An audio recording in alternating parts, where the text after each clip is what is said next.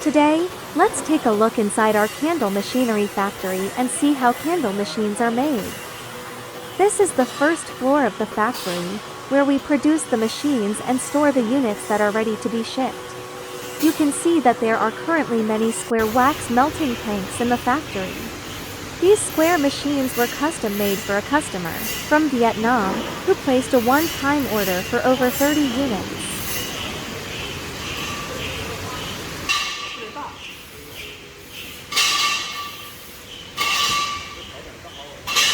Candle machines will be welded and assembled here. We are currently enclosing the exposed wires into stainless steel tubing to make the machine both more aesthetically pleasing and safer to use.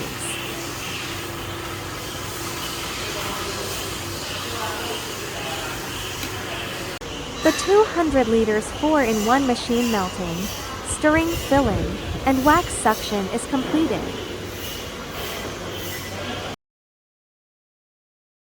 Before the machine is packed and shipped, we need to inspect and clean it thoroughly.